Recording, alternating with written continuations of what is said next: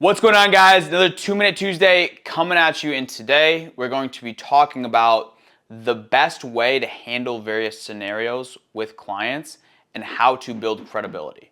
Because what you guys have to understand is in order to help and serve a client, you must maintain control the entire time. Where if you ever give the client the control, you're probably not going to help them. So the first scenario we're going to talk about is when you run into talkers. And contrary to popular belief, Mary is not more likely to buy just because you allow her to talk about her cat for 37 minutes. Where it's actually the opposite, where it goes to your detriment because she's not going to respect you or your time as much more, and it's a lot easier for people to tell friends no than professionals no. So, if you guys are going to call clients, and then when you call the client where they just keep talking and they just keep sharing nonsense, what you want to say and the best way to handle that is all right, Mary, well, I'd love to keep talking to you, and that's amazing, but I do have a lot of families I got to help and serve. Anyway, are you a smoker or non-smoker? And then you simply just resort right back to the financial inventory, because that financial inventory sheet's a great way to stay on track. Second thing we're going to be talking about is when they're skeptical or mistrusting. And we all run into this a ton. A few ways you can handle this where, in terms of tonality and posture, you want to come across in a very relaxed, shoulders back, smile. I do this 10 times a day. I'm simply just here to help and serve you type of mentality. A few other ways where the main thing is comes down to your confidence, where they're going to be a lot more skeptical and mistrusting in you if you're not coming across very confident. So again, come across with the confidence, smile, relax, breathe, and have a blasé, nonchalant manner. But if they're still giving you pushback and they're still not trusting you, a few things you can do is get them on a FaceTime or a Zoom call so you get that face-to-face interaction. Where if you get them on a FaceTime or a Zoom call, the chances of you closing it and helping that family go up exponentially. And in addition to that, if you don't get them on a FaceTime or a Zoom call, simply send them a crank wheel link, where for those that don't know, crank wheel, it's a screen sharing. It's great, it's awesome, very efficient, and then you can screen share your screen. And all those things really play into building better trust and credibility with the client and allowing you to serve them.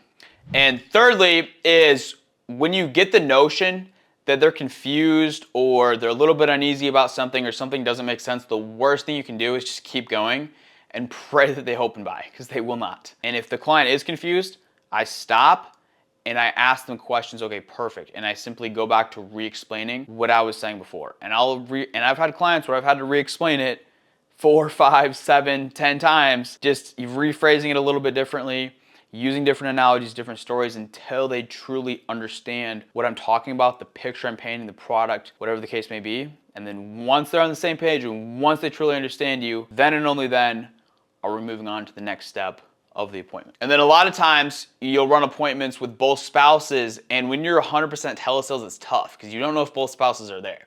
So you guys want to make sure if you're running an appointment with both spouses, you're communicating to both of them directly through the entire time by name calling them. Perfect. Does that make sense, John? Okay, perfect. Any questions, Mary? All right, perfect. You guys still with me? Just making sure that they're both still listening the entire time, because halfway through, if Mary gets up to go get the pizza out of the oven and go make pizza and go feed the kids, and John's still there and you didn't know that, well, you're going to get to the end and John says he's going to need to think about it because Mary was only there for half the appointment. So make sure that they're both present and fully present throughout the entire process in order for you to help them. And you guys are going to get clients where they try to bully you or take control of the appointment. And the worst thing you can do is give in, because you're not going to help them. Where if you get a client on the phone, oh, can I just get a quote? Or how much is this going to be? Or I'm just looking if I can only get this or X amount or whatever the case may be. Where it's important if somebody does try to take control, especially if it's an alpha male type of personality, just relax, smile, don't get defensive, still be personable, but respectfully challenge the client. And in order to take back control, you simply take back control by asking questions. Again, whoever asks the most questions always wins. And then after you ask the questions, then get back to the process, get back to the structure. To share an analogy with you guys, because I love when I get a client on the phone and they tell me, oh, well, I'm only getting it if I can cover my entire mortgage, or I'm only getting it if I can get X amount of coverage, or this or that, or whatever the case may be. It makes me laugh because, and what I would compare that to is, let's say I'm starting to get migraines and I go into the doctor and I say, hey, I need this medication because I've got this migraine. I need you to prescribe me this medication to make my migraine go away. And the doctor's like, all right, cool, writes the script. All right, get in my office, can't be bothered. I get the medication, I'm happy, take the medication, migraine goes away, great. But what if I was getting that migraine because I actually had a brain tumor? and unless we didn't perform immediate surgery, I was gonna pass away in 2 weeks. But the doctor would have never known that if he wouldn't have asked intentional questions. So that's why questions are so important on how you can figure out how to properly help and serve the client. I can't even count how many times an older client that it's not going to make sense to cover the entire mortgage gets on the phone and the first thing he says is, I'm only covering the entire mortgage, and if I can't cover the entire mortgage, I don't want it. Where they end up going with an equity protection. Again, any rebuttal is simply an excuse. Again, it's important for us there's a reason that we got a license, and we're the underwriter, and we're the professional, we're the doctor, they're the patient. Simply never forget that. And then the last analogy I want to share with you guys is we're all going to get clients on the phone that just simply aren't buyers no matter what.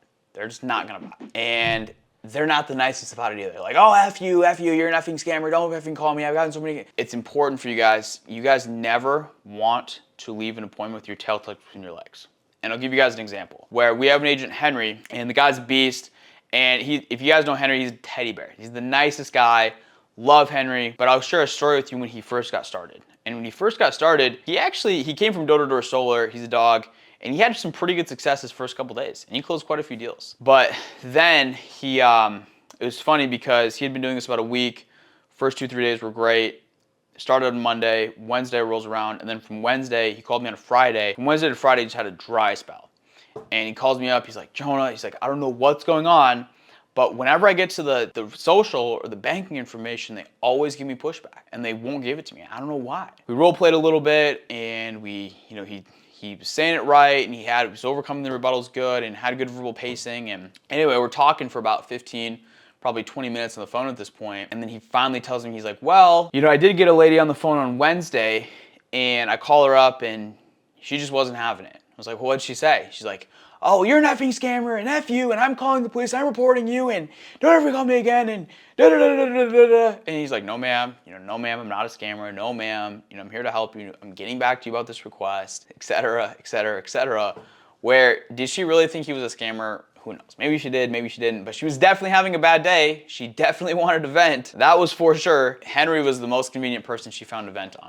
And then Henry's being such a nice guy, he's trying to combat her. No ma'am, I'm not a scammer. Here's the link to look up my state license on the Department of Insurance. Getting back to this, and he just kept going back when she was clearly never gonna buy it and he was never gonna help her. And what happened was he actually ended up taking that energy, subconsciously he applied that to his next few appointments. That's when the self-doubt and the negative thoughts kick in, and we all get them, where you start overthinking, you start thinking these crazy thoughts where, well shoot, what if I am a scammer? And what if I didn't actually get my license? And what if this is all a facade?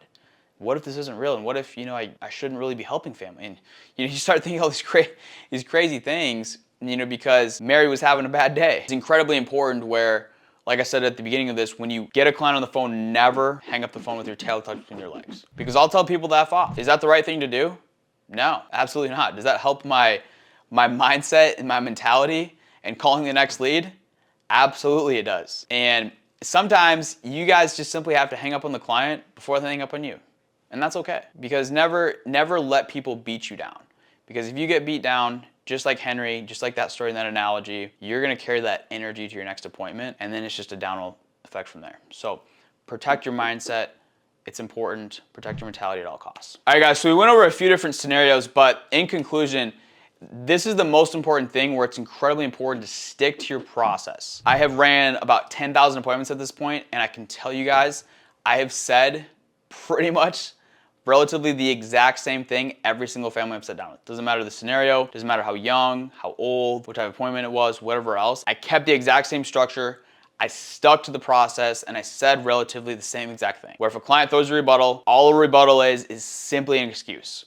So it's important to acknowledge, move on. Acknowledge, move on. Treat it like it's no big deal. And at the end of the day, you just really gotta be nice and tell the client what to do. Because we're dealing with the 1% of Americans that fill out forms and send them back. And that's a fact. Only 1% of people fill out forms and ask for help. For me personally, I've never filled out a form for anything in my entire life. If I need it done, I simply go get it done. But these are not the type of clientele we're dealing with. We're dealing with a very sensitive clientele where these people are professional procrastinators, where they have waited their entire lives to get it taken care of. So they just need somebody that's a professional, that's an expert, that shows them the importance of this, and simply be nice, tell them what to do. Be nice. Tell them what to do. All right, guys, let's crush this week. Hope that was helpful.